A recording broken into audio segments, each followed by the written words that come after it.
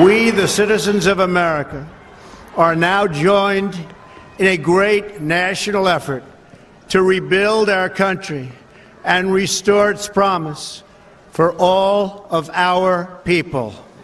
Because today, we are not merely transferring power from one administration to another or from one party to another, but we are transferring power from Washington, D.C., and giving it back to you, the people. Welcome, friends and fellow citizens, to the We the People Convention radio program and podcast. My name is Tom Zawistowski, and I am the president of the We the People Convention, and I am the host of this show. We just started this show here in January of 2020, and I haven't really taken the opportunity to talk about the opening that you just heard, which comes directly from President Trump's inauguration in 2017, just over 3 years ago. You know, the significance of that audio to those of us in the Tea Party movement and the people who've been really fighting against the tyranny of our government for the last 10 years, and many people for longer than that, for President Trump to stand on those steps of the Capitol building and say, this isn't about a transfer of power from one political party to the other, but this is a transfer of power from Washington, D.C. back to you, the people, to we, the people. That's a very powerful statement, and we don't take that lightly. And that's the reason why President Trump has gotten so much pushback from, the powers that be, the deep state, the media, all the ruling class, the consulting class, the think tanks, is because they're the people who've been stealing our tax dollars and basically ruling over us without any authority to do so for most of our lives. And if not all of our lives. And President Trump is trying to change that. And that's why they're so upset with him. And that's why this impeachment fiasco is going on, because it's all about power. It's a power struggle. Now, you and I, you, the listeners of this program and the viewers of this podcast, we have a role to play in this.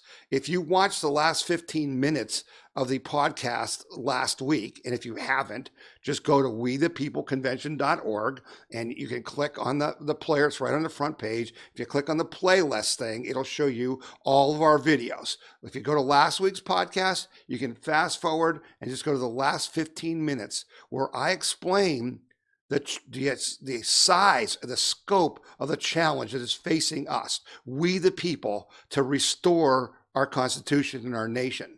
I think many of us really don't understand how bad things are and how close we came to losing our country and how close we are right now to losing our country if we don't win some very important battles, which I've talked to you about in previous week's shows, like restore the rule of law and then reelect Donald Trump, and then start to reform the electoral process. And then that's only part of it.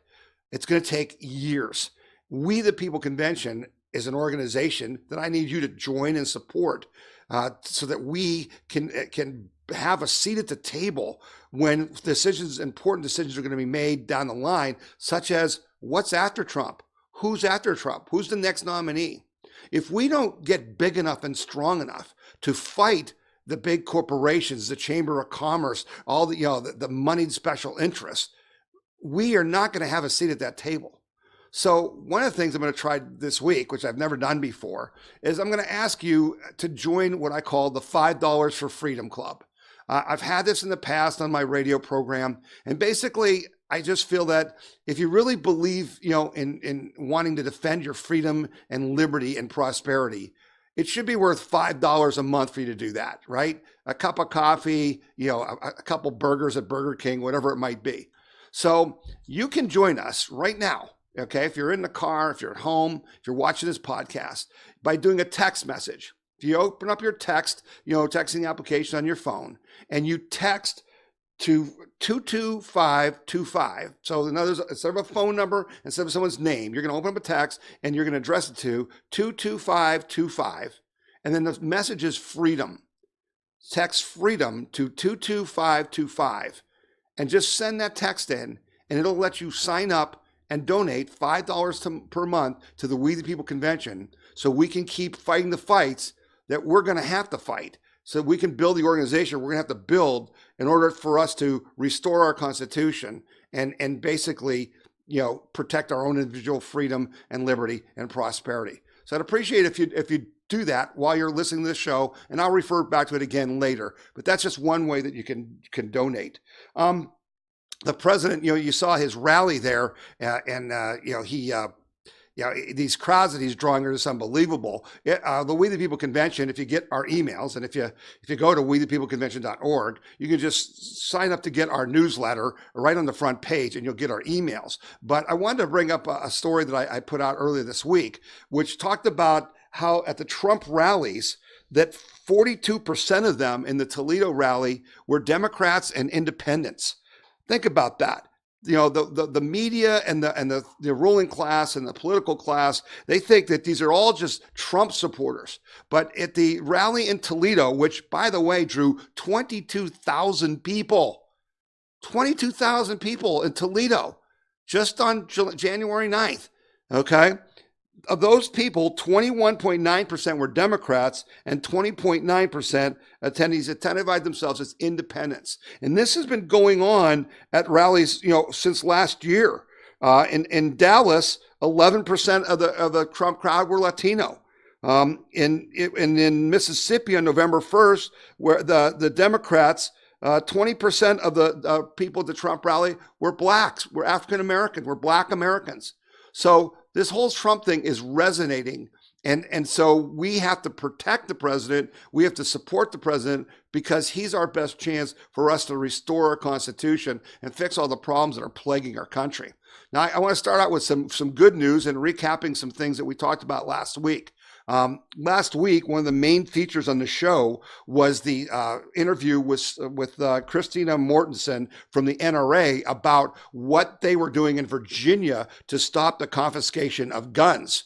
Well, I'm very happy to announce to you that on this Monday, the 13th, there was a huge crowd of NRA supporters who showed up to protest at the first hearings concerning these gun bills that the Democrats want to pass. And while the Senate did pass 4 bills that were restricting guns, the main bill was this bill called SB 16. And because of the protesters that were at the event, they withdrew the bill. The Democrats did not put through the confiscation bill. So that's, this fight's going to go on for a long time, but that's a good first step that we showed up in force. Now, there's a lot more drama going on in Virginia. I just was hearing and reading today that they're having a rally like next Monday, and it's going to have 130,000 gun owners are going to show up at the Capitol. Well, the governor of Virginia is so spooked by that he's basically declared an emergency, a state of emergency that's going to prohibit people from carrying guns on the Capitol Square where this rally is going to be held. Now, the people running the rally are going to court to say that that's illegal because the rally's about guns. You can't prevent guns. But that's what's going to happen. And, it just shows you how serious this is. And we're going to watch this very closely. And I have to tell you about one thing that made me laugh. And I think it'll make you laugh. You got to love our brothers and sisters in West Virginia. And I know some of you are listening on WWVA in Wheeling, West Virginia on our network. And the people in Cincinnati are listening on CVX, but that also gets into parts of West Virginia. The West Virginia Senate actually went back to like 1863 when, after the Civil War, West Virginia became a state because a lot of the counties there did not want to be affiliated with the Southern, with Virginia, which was with the South in the Civil War. And so these counties that were in Virginia became what is now the state of West Virginia. Well, because all these counties are becoming sanctuary, Second Amendment sanctuary counties in Virginia, 80% of all the counties in Virginia have done that. West Virginia's legislature today went back and said, we're inviting any Virginia county that wants to leave Virginia and join West Virginia to do so under this 1863 treaty. You gotta love it. And folks, if you look at a map, it always amazes me. If you look at a map, most people don't know this, Virginia is an incredibly long state. There are parts of Virginia that are west of Cleveland if you drew a line north and south. So wouldn't it be great if like half the counties in Virginia left Virginia, joined West Virginia, so West Virginia would get a lot more congressional people, and we're going to talk about some of that later in the show, in the podcast, and Virginia would be diminished. I think that's a hoot. I think that's terrific. Additional good news. I had a very emotional and impassioned statement last week about General Michael Flynn and the fact that the Department of Justice, or as I would call it, the Department of Injustice, was pushing to get him to be sentenced to 6 months in prison for quote unquote lying to the FBI, which we talked about and which isn't true. And I talked about McCabe and how he lied to the FBI, but Flynn did not. But I was very happy to see that Sidney Powell, the attorney for General Flynn, filed a motion to withdraw his guilty plea, and she did that under the grounds the government acted in bad faith with vindictiveness and breached the plea agreement pursuant to which he had fully cooperated at great personal expense and held back nothing. And then they went and charged him anyway. I'm really excited about this. We'll see if the judge grants that, because if they can then go back to trial and actually force the government to provide the evidence they used to prosecute General Flynn, there's going to be a lot of people on the government side who are going to go to prison because they just flat out, they flat out lied. They flat out cheated. They falsified documents. And basically it was the Obama administration going after General Flynn, who they didn't like because he exposed their Iran policy as the joke that it was. So we're very happy about those things. So that was great. Now, to follow up once more then with the big story we talked about last week, and that is this whole issue about the refugees that Governor Mike DeWine has invited to come, has told President Trump that we would accept 1,400 of these refugees. I thought it was very important that we reach out to the governor's office and have one of their spokesmen come on and explain to us what's going on. And so I'm going to play that interview for you right now. We're very happy to have with us Dan Tierney, who's the press secretary for Ohio Governor Mike DeWine. He has come on with us today on the We the People Convention statewide radio network to clear up some of the confusion about these refugees that Governor DeWine has agreed to accept from President Trump's administration. And Dan, let's start with the base question a lot of people have.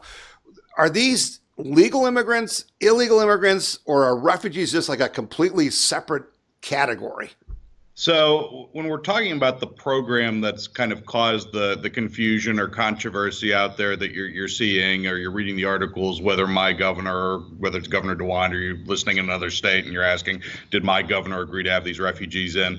That particular program has a specific definition of refugees that's kind of been on the books, from almost 70 years, and so. When you're using that definition of refugees, it's important to understand it's not when you're seeing, migrants in Central America, on Fox News, those would certainly meet the street definition of refugees, but those don't necessarily meet the definition of refugee that would be as part of this program. This program defines refugee as somebody who the Trump administration or whoever the president is at the time, but in this case, the Trump administration, they've approved them to enter the country legally because they're being persecuted on religious or political grounds from whatever country they're trying to seek refuge from. So when we're talking about this particular program, we are talking about legal immigrants who've gone through a vetting process, and then ultimately the Trump administration has given the blessing for them to come to this country legally. Okay, now one of the things that's different, as I understand it, and I think there's breaking news of a last minute change in this, but prior to President Trump, the federal government just had the ability to bring refugees to your state without even asking you, without telling you even. They would just do that. And we believe President Obama did that in Columbus, the Franklin County area, some other parts of Ohio. But President Trump then did an executive order and said, hey, you need to opt in. You either say, yes, I'll take some, or no, I won't.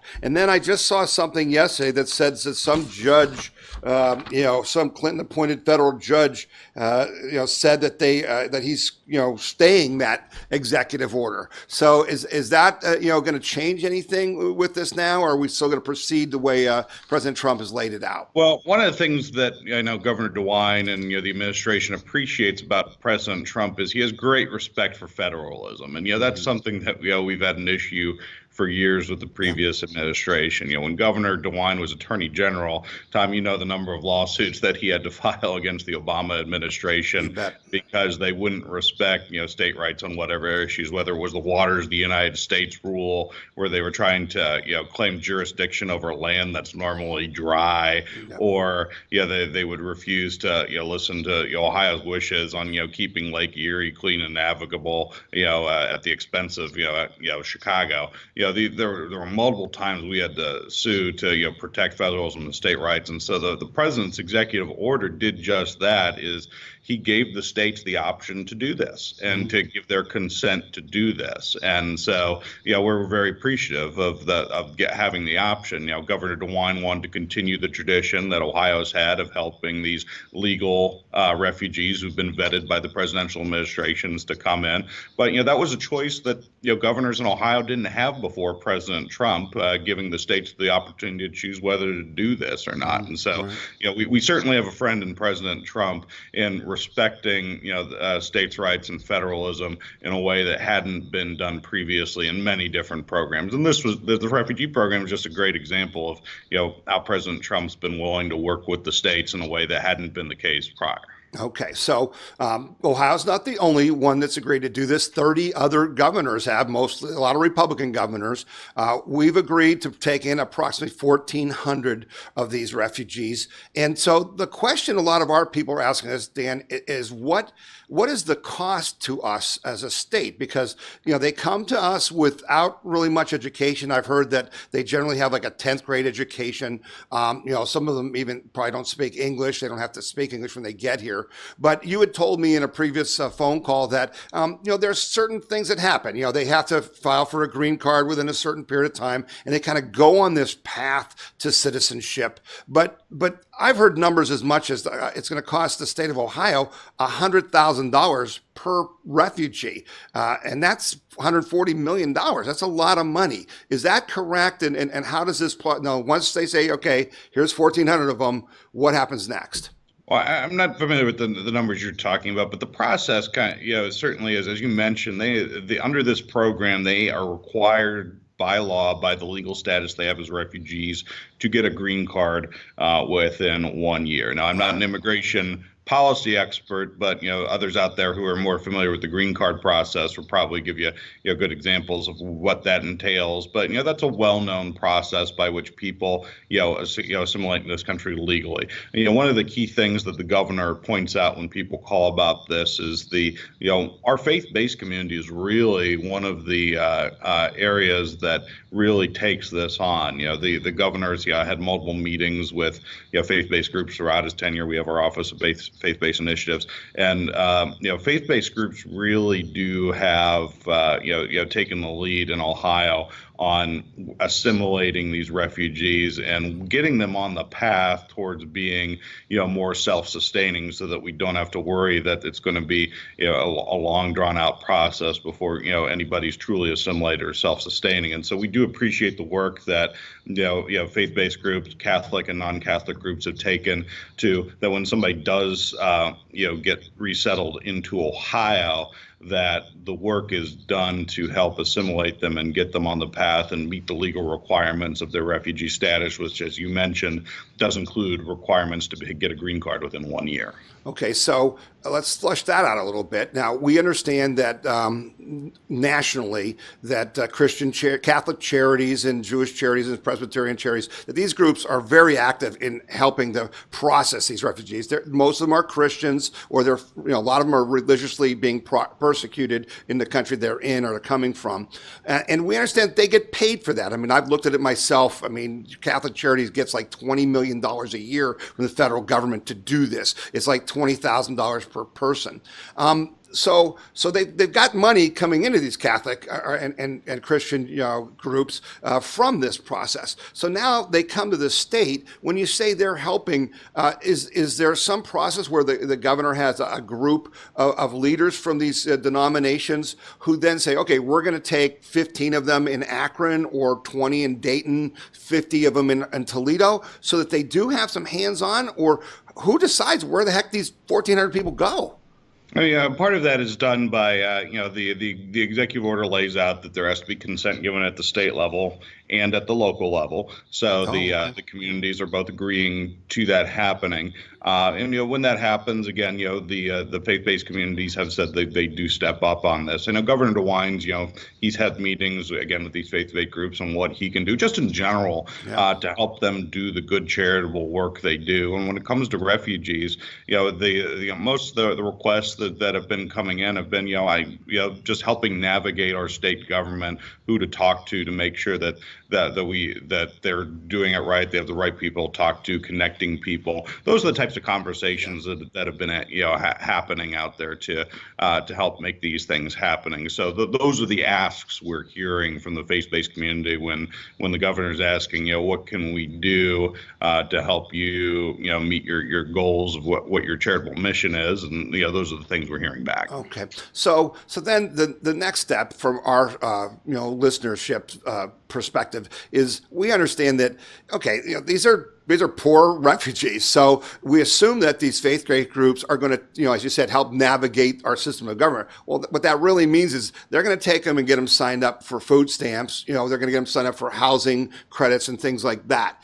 So that costs money, and that's, I think, where this $100,000 figure comes from. But is there some way, or understand that this is going to phase out? Like we said, we're trying to bring them in and kind of make them Americans, let them join us. And what's the chances, though, that these people are going to become productive tax-paying citizens? Or Dan, are we going to have 1,400 people that we, the taxpayers of Ohio, have to take care of for the rest of their lives? Well, I certainly would encourage you to talk to these groups yourselves, because I think what they do is that I can only give you the anecdotal evidence. Again, I hadn't seen the particular study you're referring to, but when the governor's met with them, he certainly hears the success stories that these groups have in getting recently resettled refugees to become contributing members to Ohio and society. So the concern that it's an understandable concern that we don't want to necessarily put people in a situation where they're going to not be able to live up to their God-given potential, as the governor would say. Right. Everything that the governor is doing, whether it's in his budget or with this program or with his work on social services, is to help every Ohioan and every person who lives in Ohio live up to their God-given potential. So the goal of these programs is not to have some sort of permanent status on any particular program. It's we want them to have jobs. We want them to be contributing members of society. When we're talking about jobs, one of the things that the governor and the lieutenant governor here is that whenever they talk to businesses, and what's the biggest issue that you have right now is like I could have another shift if I had more workers who were skilled to do the work. And so we've been putting a lot of effort to training our existing workforce who may want to reshift into one of those fields. We've to have the training to be able to take get those good paying jobs. We've been working with our high school and our career and technical centers, that if that's a path that somebody in high school wants to take and get a great paying job right out of high school, they'll have an industry recognized credential with their diploma. And so we do have a lot of opportunities out there, but we have more opportunities right now than workforce, and that's a big problem. But that also provides an opportunity for us in these difficult situations like a refugee, that Ohio is a place of opportunity where we can get them on the right path to becoming a contributing Ohioan, living up to their full God-given potential, as opposed to the path that you're rightly concerned about, and and that all Ohioans should be concerned about, and making sure our government is a good steward of our taxpayer dollars. Yeah, that's really what it comes down to. Last question, that is on people's minds and scaring them a little bit. bit is this whole issue that the Ohio Star brought up about tuberculosis, that some of these people have TB. And then I just was reading an article last night that says that a lot of these people have been held in Australia or someplace, and that they are from Afghanistan and Pakistan and Syria and, some pretty tough, places, and that there's a lot of mental illness as well. What do you guys know about that, and what's the plan as far as processing that? Because now if you take them in and they're ill, boy, now we the taxpayer, you're going to have a real challenge as far as the cost goes. And certainly these are these are things to be concerned about. And when we hear these things, we do want to look at them and verify them. But one of the things that I know the governor is confident about this program is that we're working to partner with President Trump. These are refugees who the Trump administration has decided through their vetting process. There are health checks.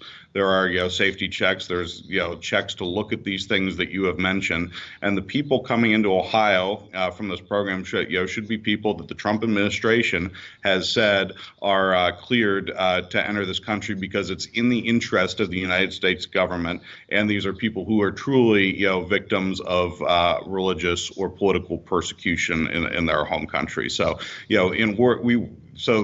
it's important to understand that this particular program that we're talking about is a partnership with the Trump administration, with people that the Trump administration has vetted, and certainly Governor DeWine wants to support. If the presidential administration says we need to have these particular individuals placed in Ohio, and we've vetted that process, we want to make sure that we're working with the Trump administration on this. So it is a partnership program here.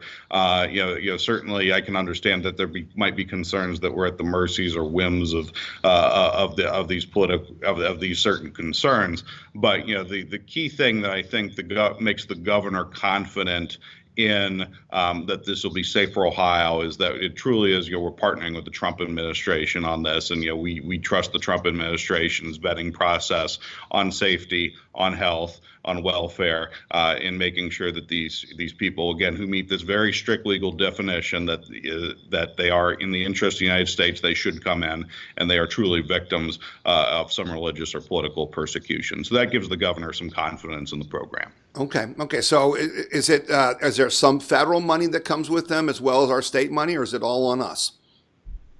I believe that it's a federal state partnership. Again, I'm not an expert in the funding mechanisms on it. I'm more of an expert in the policy of helping folks understand why we're doing this. Okay. And number one, it's Ohio's long history in doing this. Yeah. It's been a program that has been over for 70 years. Started after World War II. We all understand the issues of why there were a lot of refugees coming from Europe after World War II.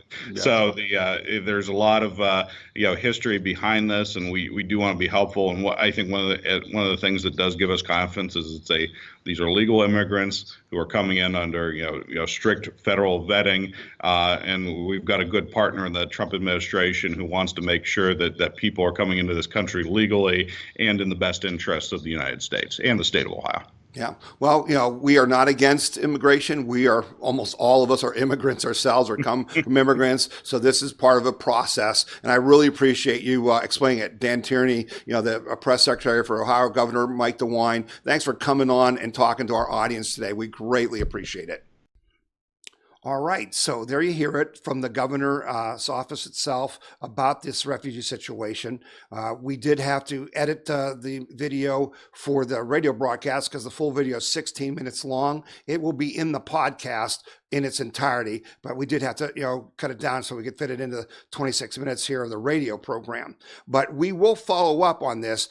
The whole part about these Christian organizations around the state, these faith-based groups that want to help us with these refugees, we're going to try to get a spokesman on for one of those groups to really give us some information about whether these people will actually, get integrated into our communities, will get trained in a skilled trade or something and become, productive American citizens and not just be wards of the state for the rest of their lives. So we'll try to schedule that for sometime in the next couple of weeks, okay?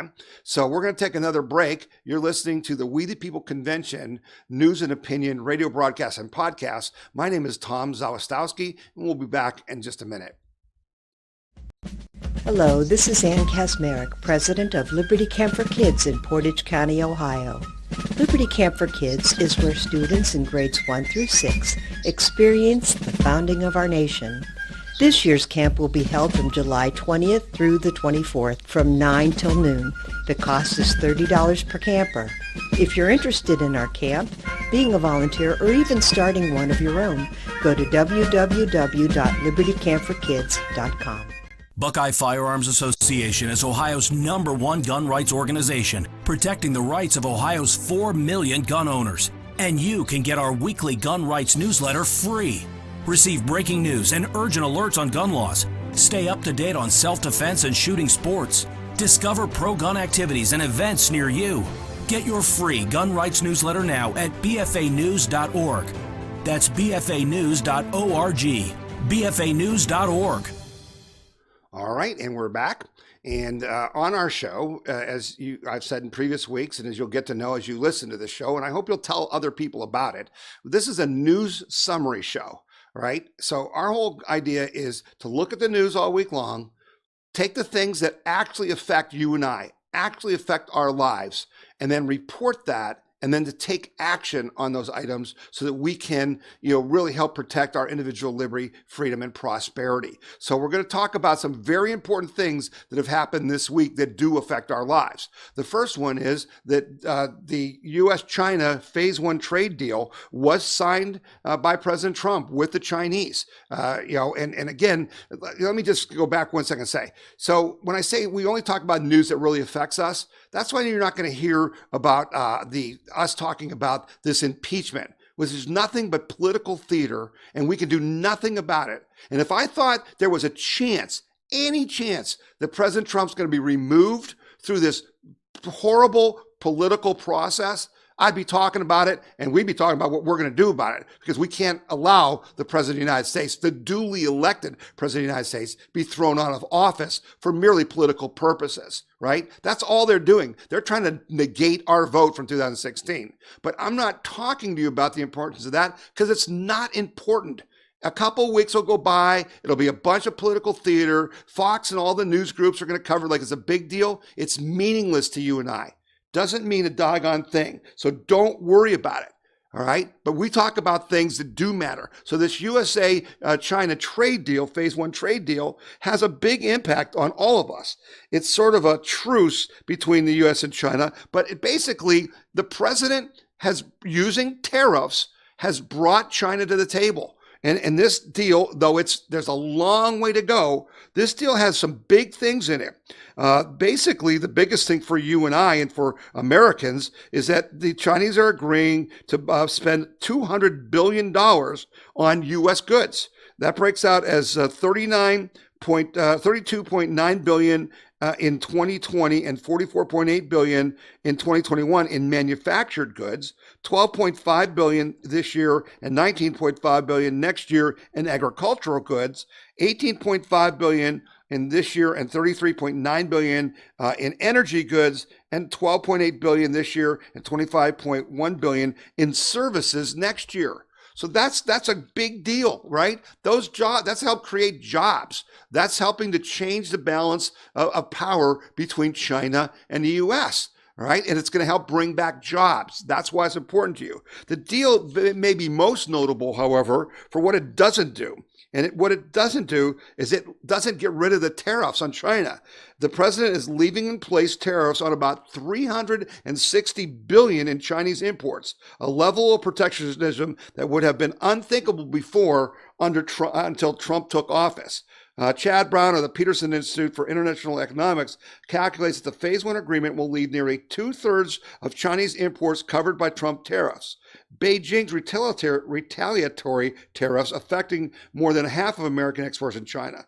The average U.S. tariff on Chinese imports has risen by 3% in January 2018 to 21% now. So that's why it's important to you. It means jobs. It means income for your family. And President Trump, they said he couldn't do it. He did it, right? He had another big thing. In the middle of this impeachment fiasco, the Senate signed the USMCA, United States-Mexico-Canada Agreement, which replaces NAFTA. Now, there's been some serious criticism about this deal from people that we respect. And again, anytime you do a trade deal like NAFTA, like USMCA, there's going to be things in it that you and I don't like. But let me just kind of give you the good, the bad, and the ugly, I guess, of this. On the good side, the USMCA does technological updates, which were sorely lacking in NAFTA and are now established, meaning that it's modernizing how they can handle intellectual property issues, which were not included in NAFTA. The provisional text states that no party shall prohibit or restrict the cross-border transfer of information, including personal information, for business purposes, nor shall any country require companies to store computing facilities on its soil. So that was one way that countries would get the edge by saying, well, if you're Ford, you gotta host all your customer information in Mexico if you're making the cars here. This gets rid of that. Another good thing, the USMCA prohibits duties on items like ebooks and music, and it gives protections to internet companies so that they are not liable for content produced by users. Now, I'm a little concerned about that, and I've asked Congressman Anthony Gonzalez's office to look into whether that is the Section 230 language that allows Facebook and Google and those people to censor us. So we're checking into that. The USMCA also extended copyright protections to 70 years from the previous 50 years.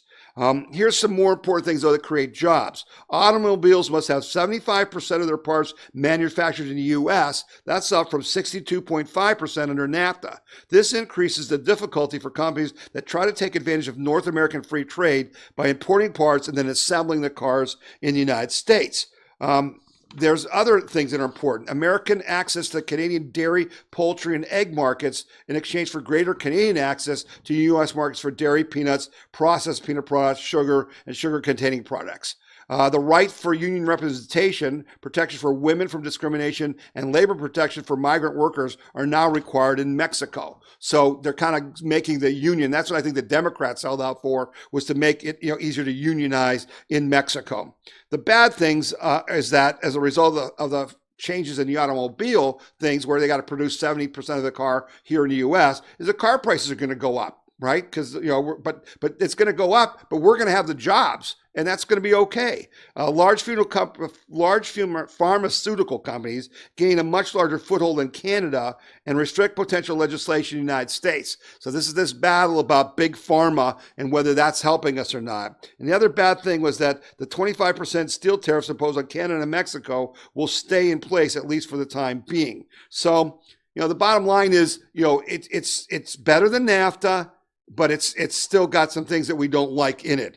It is evident that the USMCA produced far more good than bad, at least on paper. Only time will tell, however, if these changes will materialize as benefits in reality. So like any trade deal, we got to wait and see, because, it's all in the details, right? We won't know until we start seeing the job numbers and things like that. But the Senate passed it, the House passed it. The Senate passed it 89-10. The House passed it like 357 to something. So now President Trump has to decide if he's going to sign it. My guess is he's going to sign it because it's a big victory. So in the middle of impeachment, Trump got USMCA and he got Phase 1 China. Those are massive success stories for him.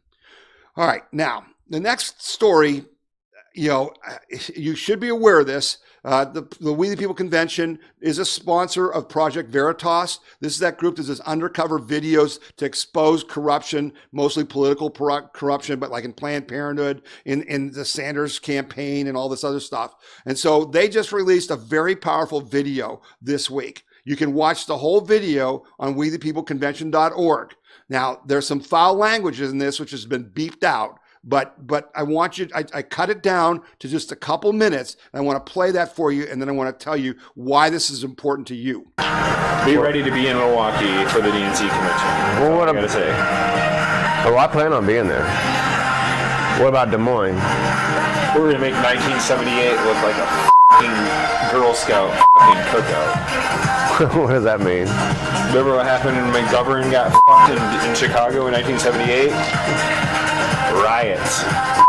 People getting beaten by the cops. The cops are going to be the ones that are getting beaten in Milwaukee. You're going to call out the National Guard for that shit.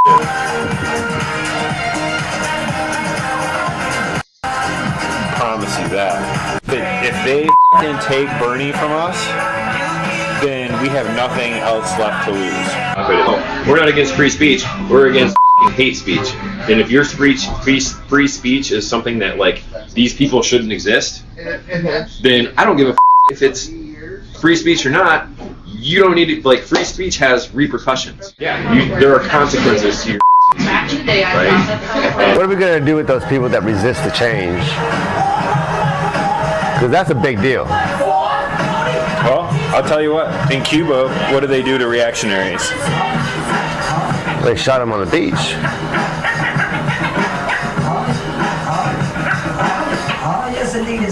Do you want to fight against the revolution? You're going to die for it, motherfucker. So there you have it, a Bernie Sanders paid employee in Iowa named Kyle Jurek, who basically went on to talk about putting you and I, the Trump people, in gulags for re-education purposes if Bernie Sanders were to win.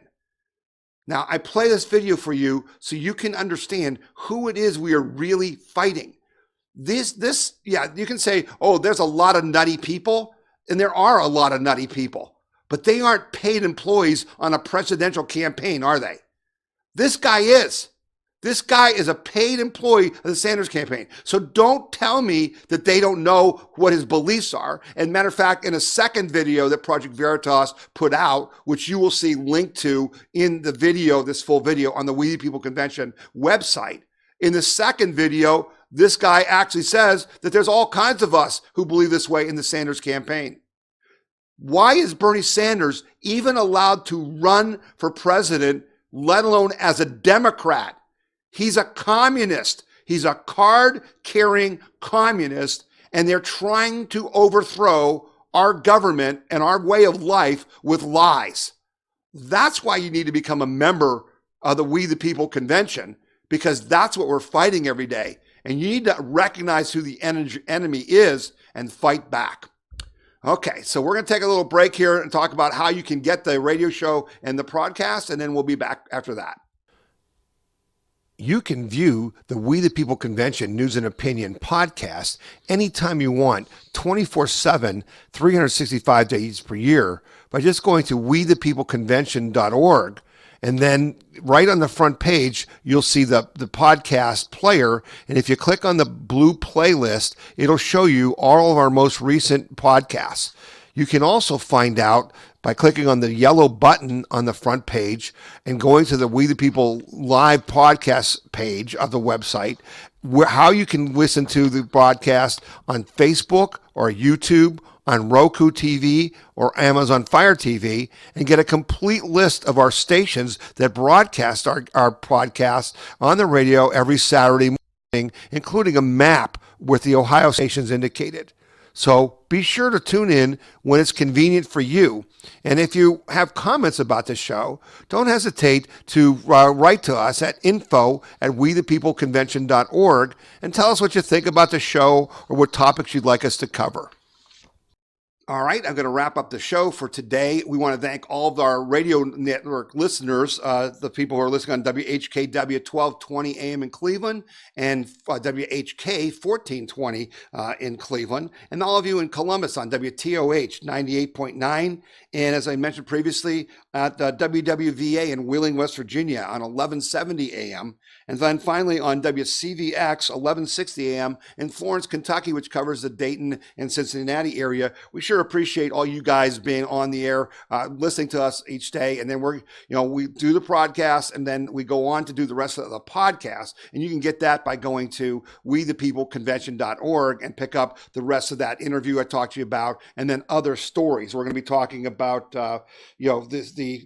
the court that gave money to Trump to finish building the wall. We're going to talk about the corruption in the FISA Court that we did a press release about earlier this week. We're going to talk about a disaster with a windmill in an Ohio school district in Akron, Ohio. And then we're going to talk at the end about the population crisis here in the United States, what that's going to do to our congressional districts. But more importantly, I'm going to talk about families and why we're not having families in the United States anymore and what we can do about that. So we hope you'll tune into the podcast and do that. I had asked you to text to give $5 a month to the $5 for Freedom campaign. And you can do that by texting to 22525. That's 22525. Just text the word freedom and it'll let you sign up and donate $5 per month to the We the People convention. We really appreciate you doing that. Before I go, I want to give you one last story that will help you out and maybe give you back some of that money that you're donating to the We the People convention. I had a situation this week where I went to get my prescriptions refilled, and I was stunned by how much those prescriptions were going to cost me. I was usually paying like $44 for this prescription for 90 days. And when I went to pick it up, they wanted $198. And the other prescription, I was usually paying like $33, and they wanted $164. And they said, well, your insurance has changed, and now you have to pay 100% of the cost of your prescriptions. So I went to my insurance agent to say, what changed and why is this happening, all this stuff? And, he really couldn't do much to help me, but he said, have you ever heard of GoodRx? And that's GODRX.com. It's a website. He said, go there because you can save a lot of money on your prescriptions. So I went to GoodRx.com and put in my 2 prescriptions. I got the exact same prescription that they were going to charge me $198 for. I got it for $33. And the one they were going to charge me $164 for, I got it for $21.21 at our local Giant Eagle. So go to GoodRx if you're taking prescriptions, and it's free, and you just put your prescription in there, and they'll give you coupons, and they'll list all the places around you that you can save money on your prescriptions. So we'll end the radio show on that good note. We sure appreciate everyone listening this week. We hope you'll transition and join us on the podcast by going to wethepeopleconvention.org. You can just fast forward once you start watching the podcast to the 26-minute mark, because that's where the radio show ends, and then listen to the rest of the podcast for the rest of the hour. We sure appreciate you listening. We'll be back again next week. The We the People Convention News and Opinion radio program is paid for by donors like you. You can donate to the We the People Convention and support our cause by going to wethepeopleconvention.org or by sending your check in any amount to We the People Convention, P.O. Box 6211, Akron, Ohio 44312. All right, and we're back, and welcome everybody who's watching the podcast. And the radio show has ended, and we'll continue now with our program. The next story I want to talk about is a big deal, and that is that a federal court has basically removed the stay that was blocking the money that the president was going to take from the defense budget to help build the wall. The decision from the Fifth Circuit Court of Appeals based in New Orleans lifts an injunction issued last month in Texas that blocked the reallocation plan. The 2-1 ruling, judges granted the administration's request to temporarily halt the nationwide injunction from U.S. Judge David Bryant of El Paso. Congress appropriated $3.6 billion to the Department of Defense for 127 construction projects, and this stay lifts that and allows Trump to use that to build the wall. So over 2 years, that's going to be $7.2 billion in money for the wall. And basically, folks, what that means is that the president's going to be able to build all the wall, all of it, the 400 miles he talked about. I mean, this gives him enough money to build 900 miles of wall. So guess what? The president won. Again, the president won. And we thank him for fighting for us and keeping his campaign promises. Because, folks, remember, the reason our wages are going up is because there's competition for our labor. Because now you've got to get paid more to retain you because you have other options. That's because we've cut off so much illegal immigration where they were getting paid under the table, weren't paying taxes, and basically were depressing our wages. And that's particularly true in the black community and in the Hispanic community. That's why they love Trump, and they're going to vote for Trump. And that's the part that you just never hear about. But this immigration stops that, and it stops drugs. This wall stops drugs. And so all the people like the Chamber of Congress and the Koch groups and AFP and those people who are trying to fight this, who want immigration, they're not for America. They're for themselves. And President Trump's fighting for us. And folks, this is another big win. So phase one, China, USMCA, now the wall, he's on a roll. But let's impeach him, right? Let's impeach him. Okay, another story, and this is an important story. We've been talking about the FISA Court because they were at the heart of the Steele dossier and the FBI's ability to spy on the Trump campaign. Okay, so the FISA Court is where Comey and McCabe and Strzok and those guys took the Steele dossier to say, Carter Page is a Russian spy, or Papadopoulos is talking to Russians, all of which is a setup, and we think that's going to be coming out in AG Bill Barr's, investigation and John Durham's investigation. But here's the part that's just outrageous. So the FISA Court, right, when the IG came out with his report, the Department of Justice IG Horowitz came out in November with his report that showed all of these things that were done wrong, that the court was completely lied to. The FISA Court, instead of prosecuting Comey and Rosenstein and Strzok and McCabe and everyone else, instead of doing that, they said, we're going to have the FBI do an investigation into how to make sure this never happens again. What? So you can try to rig a presidential election and overthrow a duly elected president, and there's no penalty. We're just going to have the FBI, figure out what went wrong and how to fix it. But that's not good enough. See, the woman judge who did that, she then stepped down for quote unquote health reasons. Because Devin Nunes, and you can see the story on the WeThePeopleConvention.org website. You'll just look for corrupt FISA court starts firestorm by appointing conflicted anti-Trump attorney to help oversee FBI fixes.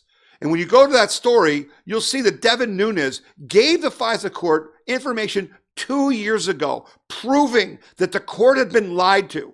It is a major felony to lie to a secret federal court. You go to prison. They didn't do a daggone thing. They did nothing. All right? So now they want to have this investigation. So who do they appoint to do that? Well, they appoint this guy named David Chris, who's an attorney. And David Chris is one of these guys who's been a Trump hater all along. It's like having the fox guard the hen house, folks. This Chris guy was one of the people who was writing about the law, the insurance policy that they needed against Trump. And then he said Trump has to go. Even before Trump was even sworn in, this Chris guy was saying Trump has to go. And Mark Meadows actually came out, the House Minority Leader, and said, we need to not renew FISA. We need to shut down the FISA court because of things like this. It shows they're not serious and they're corrupt. And you know who appointed all these people to the FISA court? John Roberts, the Supreme Court Chief Justice. John Roberts is the one who appointed all these judges to the FISA court. Yeah, and he's the guy who's going to be overseeing the impeachment trial in the Senate, right? It's rotten to the core, and we're with Meadows. The FISA court has to go. They just have to go. I'm going to take another short break, and then we'll come back. You're going to listen to some of our sponsors. This is Tom Zawistowski, and you're watching the We the People Convention News and Opinion radio program and podcast. This is Jordan Seculo with the American Center for Law and Justice. At the ACLJ, we are committed to fighting the deep state and protecting freedom, the right to life, religious liberty, and fighting for the Constitution. The ACLJ has experienced tremendous success in litigating cases at all levels of the judiciary, from the federal district court level to the Supreme Court of the United States. We have offices in Washington, D.C., Jerusalem, and all around the world. You can find out more about the ACLJ and join us by visiting aclj.org. Hello, this is Ann Kasmerick, president of Liberty Camp for Kids in Portage County, Ohio. Liberty Camp for Kids is where students in grades 1 through 6 experience the founding of our nation. This year's camp will be held from July 20th through the 24th from 9 till noon. The cost is $30 per camper. If you're interested in our camp, being a volunteer, or even starting one of your own, go to www.libertycampforkids.com. All right, and we hope you will support our sponsors. We support the Liberty Camp. We support the ACLJ. We support Buckeye Firearms. We hope you will as well. And if you want to donate to Liberty Camp, you certainly should send your kids and your grandkids if you live in Northeast Ohio. And if you don't live in Northeast Ohio, you might want to put on a Liberty Camp yourself. If you go to libertycampforkids.com, you can get information, videos, and stuff about how to put on your Liberty Camp. But if you want to make a donation to help kids learn about the founding of our nation, just go to libertycamp.com and make the donation, and they're tax deductible. It's a 501c3. So we really hope that you'll support this effort to really help educate our children who are not getting that education through our K-12 public school system. All right, so on to a couple more stories. This one you gotta love. This is about a school district in Northeast Ohio, in Akron Westfield School Board. In this story, it's from this is from a site called Stop These Things, and it says here, turbine trouble, school board's wind turbine investment ends in fiscal financial disaster. As Warren Buffett put it, we get a tax credit if we build a lot of wind farms. That's the only reason to build them. They don't make sense without the tax credit. Buffett might have continued, but it's the only reason anyone invests in them. But apart from the subsidies that they attract, wind turbines also attract a lot of well-meaning idiots, such as the Akron Westfield School Board in Ohio. Now, I didn't call them idiots. The author of this article did. Okay, and after decades of dashed financial hopes, mechanical failures, and punishing costly repairs, the school has been left to lick its wounds and lament. The experience to date has been a total financial failure, and now comes with a whopping cleanup bill to have the nightmare removed. So basically what happened is this school district in the Akron area got a windmill installed. And when they did that, they were supposed to get $87,000 in additional revenue from the windmill by selling electricity back to the Akron City Power Company, who would pay them 2 cents per kilowatt hour to help pay for what they thought would pay for 2 staff members. It would pay the salaries of 2 teachers. But it just didn't work out that way. First of all, they never completed the deal with the city of Akron. So the city of Akron is suing them because they haven't paid their electric bill, even though this windmill has been there. Then the 600 kilowatt turbine ended up breaking down. The gearbox went bad, and they couldn't get anyone to fix it. The cost estimate for this gearbox is $300,000. And so now the school is like looking at passing a levy to basically have it torn down and get the concrete pad it was on taken out and just replace it, because this whole fiasco has ended up costing them hundreds of thousands of dollars. So if you get our emails, and you should, if you go to wethepeopleconvention.com, you sign up for the emails right on the front page. On one of the emails, I quoted Jim Quinn, who's a radio legend. I listen to him at thewarroom.com almost every morning. He's about 80 years old now, but one of the brightest political commentators I've ever seen or met.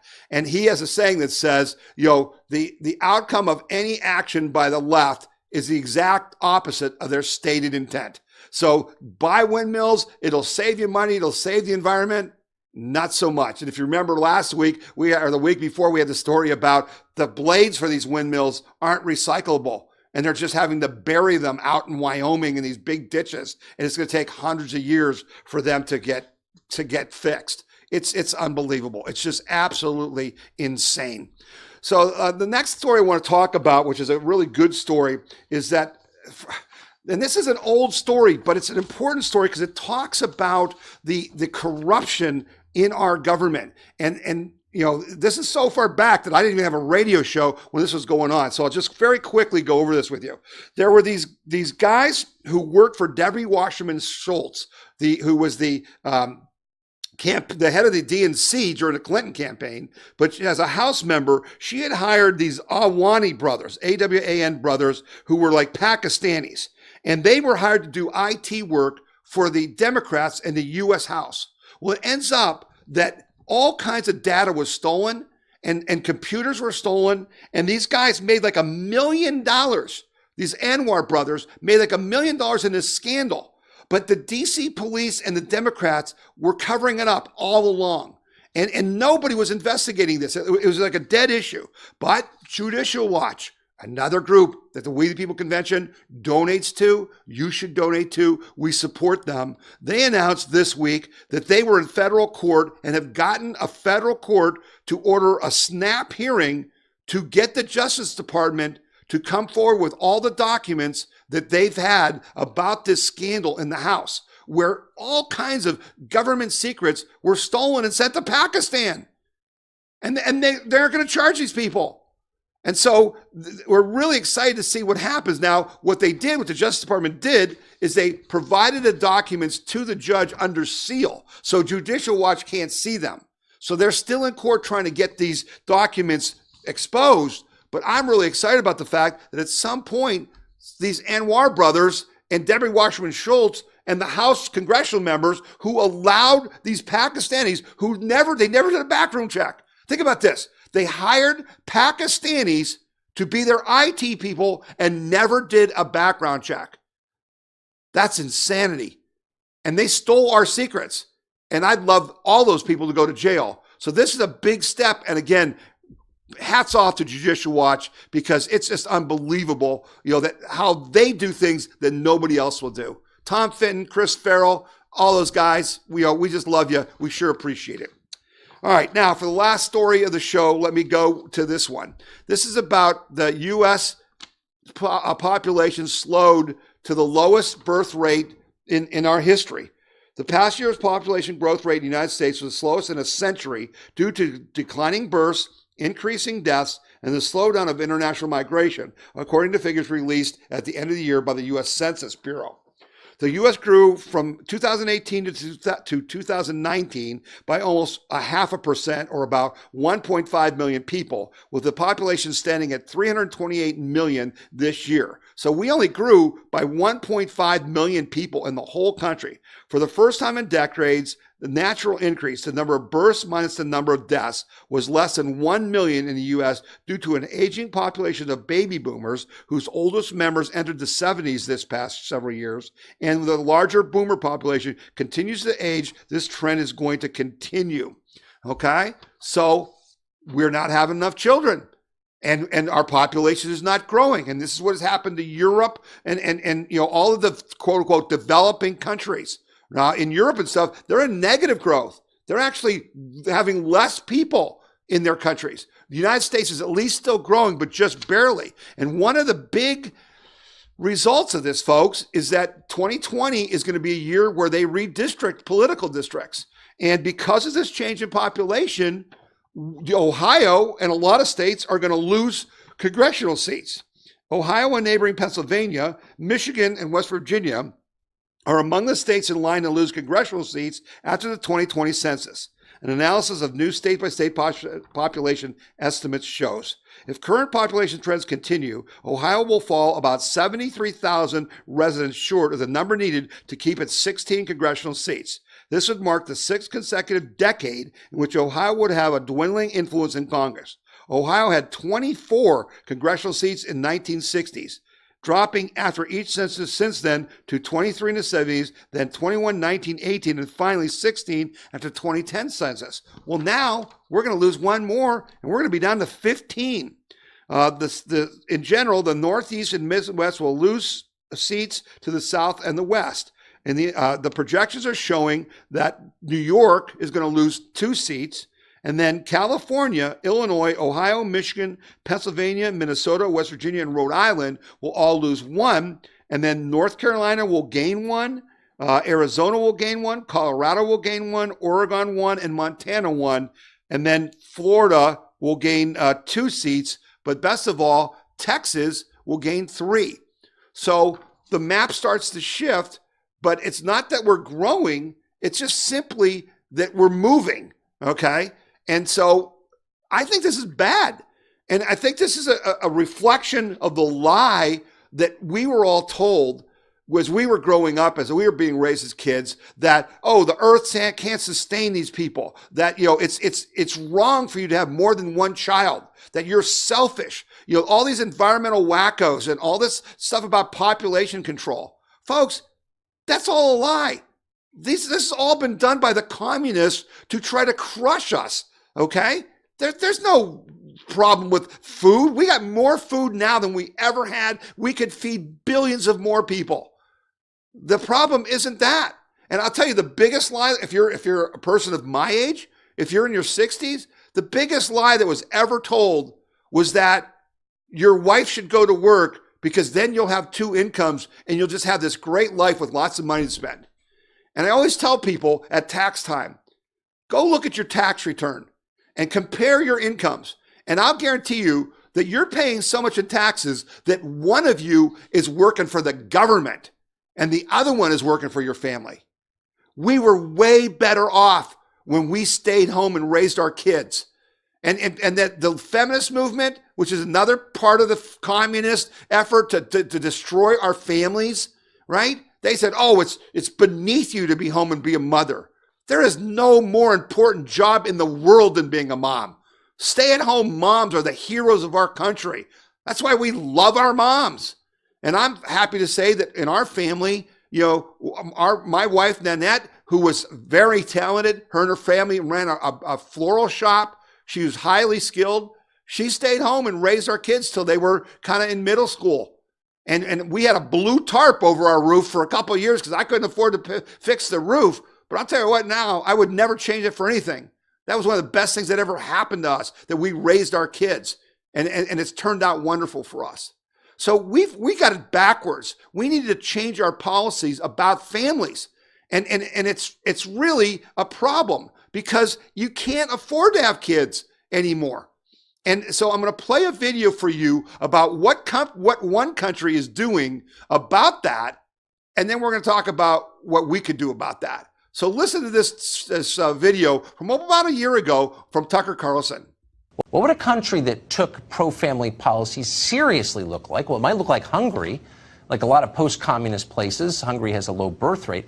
Rather than trying to fix that with immigration, importing new people, the prime minister is making a serious attempt to help middle-class families have kids and raise them themselves. We recently spoke to Hungary's foreign minister, Peter Szijjártó, about that. Here's what he said. His first priority as leader of the country is increasing birth rates and marriage rates. I can't think of anyone else who says that. Why does he say that? Absolutely. We understand very well that if we are not able to turn around the negative trend of demographics, which is unfortunately a phenomenon all over Europe, then we will definitely not win the future. And we want to win the future, so we need more kids. We need to turn around the negative tendencies. So we have put together an action plan. We have formulated our economic policy in this direction. So the question in families, whether to be brave enough to have another kid, must not be an economic decision anymore. This is where our policies put the focus on. Our answer is that migration is not the right answer when it comes to challenges on the field of demographics or in the field of labor market. It's family policy, modernization of the education, having more kids, helping the families to be able to have higher living standards, and create a situation where families, parents, can be brave enough to have more kids. Could you end with telling us you think the most important thing that Hungary has done to encourage people to get married and have children? Well, actually, we have formulated our economic policy in a way that supports families. We introduced a flat tax system, and if you have kids, then you have deduction from your tax. You get exemption from paying tax based on the number of kids being raised in a family. So if you are around average salary, and if you have 3 kids or more, you basically do not pay personal income tax, which leaves in a lot, let's say, a significant amount of money in your pocket at the family in order to be able to raise your kids. And we have introduced obligatory kindergarten, which is free of charge.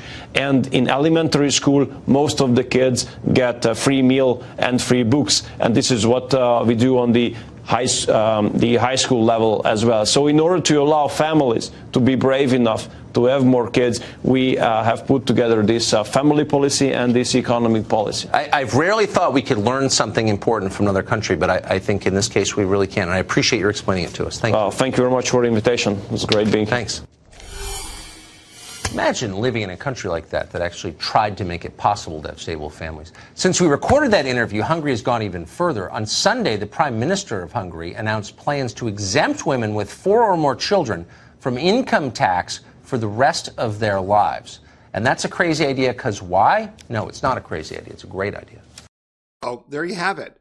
Here's a country that's saying, we want you to have families, and it shouldn't be a financial decision. And so they're saying that if a woman has 4 children, she will be exempt from income tax for life. They're actually, I read somewhere that they're actually giving a minivan to families that have 4 children just to help them out with the cost. The government, the population of Hungary are paying for you to get a minivan because they want you to know they want you to have children. We could do that in the United States. We need to do that in the United States. We need to continue to grow as a nation. And we have to stop, and we have to talk to our children about this, that it's not immoral to have children. It is moral. It is what God wants you to do. And we need to get back to bigger families, because I'll tell you right now, this idea of having 1 or none is species suicide. It's species suicide. That's not what Americans do. And so I hope that story helped put in perspective that we aren't doing anything in the United States to help families, but we sure could. So I appreciate you watching the podcast and listening to the radio show again this week. I'm asking you, please tell other people about this podcast and radio show. It's no sense doing it if people don't watch it.